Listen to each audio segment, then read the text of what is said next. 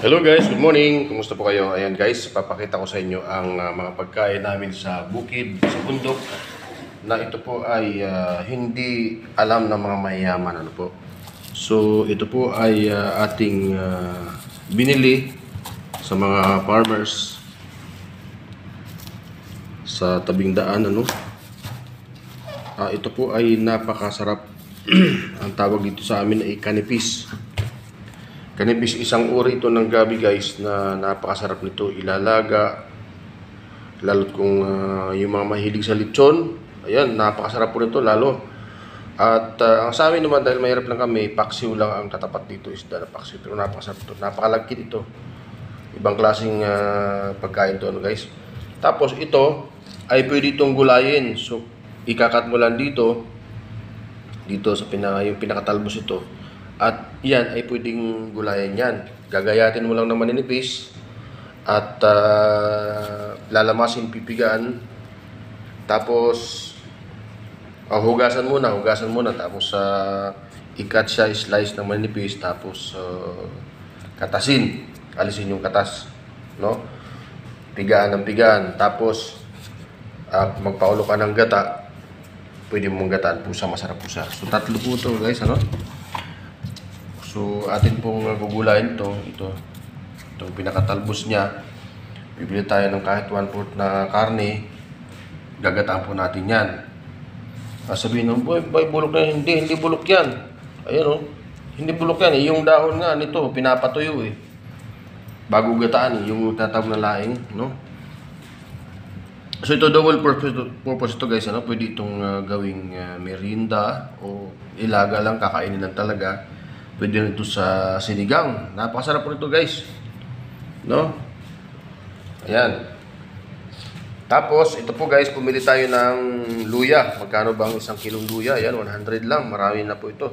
Ang purpose ko po nito guys, kung bakit bumili, ay gagawin ko po itong pinakakape sa labat. So, gagayatin lang po ito ng maninipis at papakulo ng tubig. Masarap na po na sa labat. So, ang salabat po guys ay maraming nakapagaling na sakit to sa ating katawan. Ayan. So, 100 lang po yan guys. Doon sa napakamura lang po. Kung hindi lang malayo ay ate pong babalik-balikan doon tayo bibili sapagkat dito sa palengke ay napakamahal po ng luya. Ayan halagang 100 lang po yan, 1 kilo, higit. At bukod dyan, dahil ang halaga nito ay 200 peso, so binigyan ako ng libreng isang pilig na saging na masarap na saging. Ang tawag dito sa amin latundan ba yun tawag sa amin? So masarap po yan talaga guys, So yan po, share ko lang po dito sa probinsya. Ito lang mo yung aming pagkain.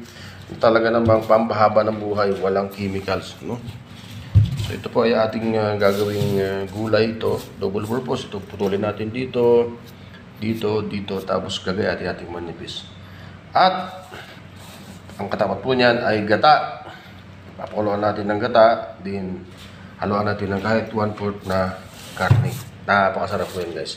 So thank you for watching. Sana meron kayong natutunan dito sa probinsya ay kailangan kang magtanim ng mga ganito. Ito ay tinatanim lang po. Kung meron kayong mga bakuran, yan, luya po ito na native.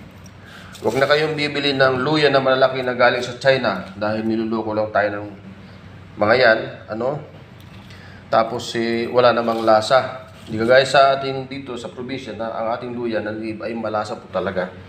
Nakabili na ako minsan ng Chinese na luya galing sa China, malalaki. Pero hindi maanghang, hindi kagaya sa atin na talaga namang serve ka. Pangkinilaw, ayan, magkikilaw ka ng isda, lagyan mo ng luya, ay napakasarap guys. So ang purpose ko dito ay para gawing sa labat. At at the same time, pag meron tayong papaksiwin na isda, yan po ang ating ingredients. So thank you for watching guys and hope you enjoy watching this video. At sana meron kayong natutunan. Ito po ay napakasustansyang pagkain po ito guys. Ito. Thank you for watching and God bless as always. Bye.